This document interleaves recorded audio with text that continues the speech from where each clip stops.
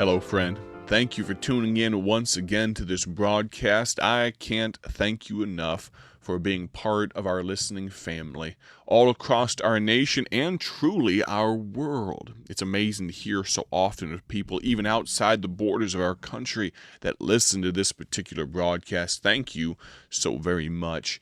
Today, as I spoke about yesterday, I'm going to, as best we can, allow Jesus Christ, allow God to speak for himself. You say, what about tract highlights? What about spending time talking about the work and ministry of Bible Tracts Incorporated? Well, I'll be honest with you, there's much to talk about. I could tell you about the burden God has laid on our heart for a brand new endeavor into a country that we've barely scratched the surface in any meaningful way as far as gospel tracts. I could tell you about the new technological advancements that we're pushing towards. We could talk about all of those things, all of them seem a little dim in the light of his glorious grace. Jesus Christ, that song that simply says, Jesus, Jesus, Jesus. There's just something about that name. Well, let's let him, in his own words, speak to us today. Turn to the book of John, chapter 8, just as a very quick refresher. We're not going to expound on this passage, but I just want to give this as a way of introduction. And I'm going to ask you, I know we're so close to Christmas. I know your mind is preoccupied with other things. I know the fact that it's unlikely, if you've forgotten to purchase a Christmas present for your significant other, oh, please don't let that be the case, that with USPS delays and all of those things, it's unlikely that it will arrive in time, and you're bemoaning the fact that you should have been better prepared and all of those things. Could we set those things aside for just a moment? Could we focus in on the person of Christmas? Yes, the reason for the season in that well-worn and still true cliche. Could we allow God, in the form of his Son, to speak for himself with language that only he could have inspired? John chapter 8 and verse number 51 says, Verily, verily, I say unto you, if a man keep my saying, he shall never see death. Then said the Jews unto him, Now we know that thou hast a devil. Abraham is dead, and the prophets, and thou sayest, If a man keep my saying, he shall never taste of death. Art thou greater than our father Abraham, which is dead? And the prophets are dead. Whom makest thou thyself? Jesus answered, If I honor myself, my honor is nothing. It is my Father that honoreth me, of whom ye say that he is your God. Yet ye have not known him, but I know him. And if I should say I know him not, I shall be a liar like unto you. But I know him, and keep his saying. Your father Abraham rejoiced to see my day, and he saw it, and was glad. Then said the Jews unto him, Thou art not yet 50 years old, and hast thou seen Abraham? Jesus said unto them, Verily, verily, I say unto you, before Abraham was, I am. Goodness gracious. To have that bomb dropped on those Jews, those people that were trying to be so antagonistic to him. You're not yet 50 years old. How do you know Abraham? And he says, well, before Abraham was, I am. To be honest with you, they couldn't wrap their minds around it. I don't know that we can wrap our minds around that statement. But I'd like to continue on today and look at a few different aspects of Jesus Christ and let him speak for himself. Now, we will need our Bibles today. Can you imagine that? For a program called Bible Tract Echoes, we're going to need our Bibles. I'm grabbing mine right now and turning to the book of Luke. The book of Luke, chapter number 2. You're going to hear some pages rustling here in the background. It's proof that I'm using my Bible, just like you should be. If you're not able to, for whatever reason, maybe you're driving right now on your way to work, I completely understand. You just listen along.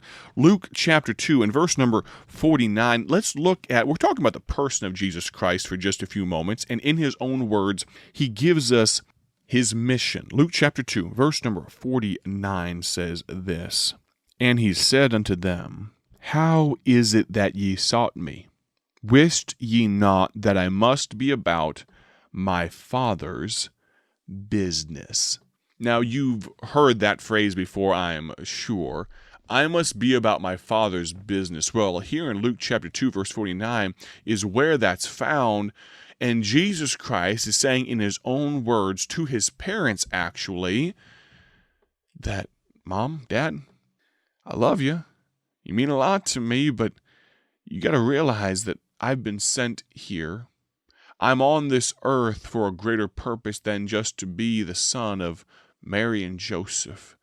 Though I'll be trained as a carpenter, though I will work alongside my Father, though all of those things will come to pass, come the time I turn 30, I have a purpose grander far than you can ever imagine. I must be about my Father's business. We could look at his messengers after his mission. Matthew chapter 13. Let's flip over there for just a moment. You could find this in Luke 15:10 as well. But Matthew 13 and verse number 41. I'm finding my way there. Matthew 13 and verse number 41 says this, "The Son of Man shall send forth his angels, and they shall gather out of his kingdom all things that offend, and them which do iniquity." This is Jesus Christ speaking for himself and alluding to judgment to come. How about his majesty? Right here in the same verse, "The Son of Man shall send forth his angels, and they shall gather out of his kingdom all things that offend, and them which do iniquity." He calls it his kingdom.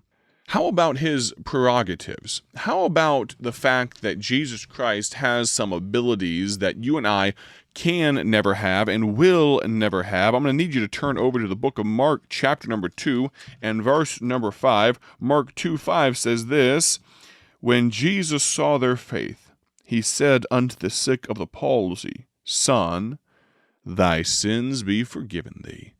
Do you realize there's no one else on earth that can forgive sins in that way?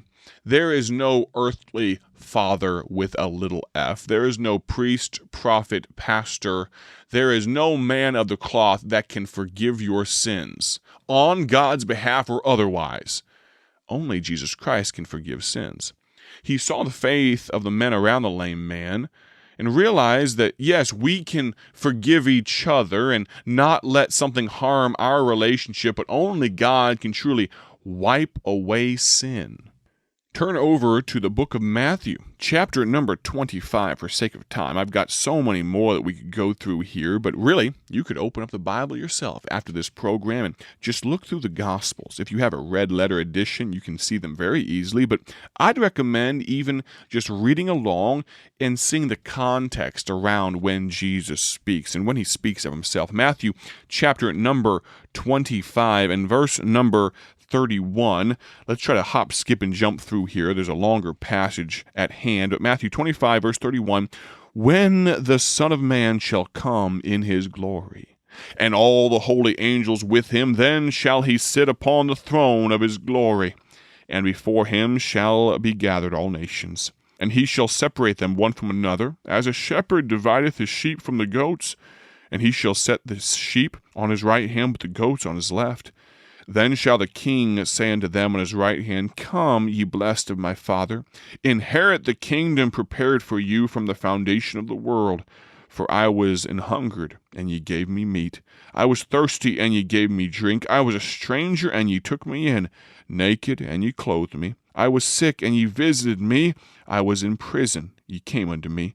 We see here in these few verses, and we could continue reading for context, that he is the judicial branch. He is the judge between those that are his followers and those that are not. But then in verse number 41, then shall he say unto them on the left hand, depart from me, ye cursed, into everlasting fire, prepared for the devil and his angels. He is also the executive branch. He executes judgment when necessary. But can I also say this, that he is the legislative branch? He makes the laws. The law book that you and I are compared to, the standard by which we fall so short all the time, he made a way of escape for you and for me. With his own shed blood and with his words, he said, it is finished. He died in your place and mine and allowed the judgment that you and I should be under, that departing that we speak about here in verse number 41. We don't have to suffer that if we accept him, if we want to be part of his family. He's the only one that can forgive sin. He's the only one that can judge the world. He's the only one that can rule the Sabbath. For sake of time, Mark 2, verse 27, you could look at that. We could talk about his passivity with his foes in Matthew 26, verses 62 and 63. With his friends, Matthew 16:16, John 2, verse 28. We could also talk about his proclamations. John 7:45, 46 says, then came the officers to the chief priests and the Pharisees, and they said unto him, why have ye not brought him? The officers answered, no man ever spoke like this man. Very quickly, here's the lightning round, okay? He talked about the fact that he literally came from heaven, John 3:13. He said, I am 7 times, John 8:58 and Exodus 3:14. He is the bread of life in John 6:35, 48 and 51. He's the light of the world, John 8:12. The door of the sheep, John 10:7. The good shepherd, John 10:11 and 14. The resurrection and the life, John 11:25. The way, the truth, and the life, John 14:6. The true vine, John 15:1 and 5. He tells us that the Son of Man is sitting on the right hand of the Father in Matthew chapter number 26. Friend, he had a lot to say about himself. I could host this broadcast for 1,000,000 years and never scratch the surface of the greatness of God. Would you join us tomorrow here on this broadcast? I want to thank you for listening today. Have a great day for his glory, and God bless. Thank you for joining us today for Bible Tract Echoes, a ministry of Bible Tracts Incorporated. If you would like to receive a free sample packet of all of our tracts, you can contact us by calling 309-828-6888. That's 309-828-6888. Our mailing address is P.O. Box 188, Bloomington, Illinois, 61702. A faster way to contact us is to go to our website at BibleTractsInc.org. That's BibleTractsInc.org. There you will find more information about our ministry and details on how you can support Bible Tracts Incorporated. Thanks for listening, and may the Lord richly bless you as you serve Him.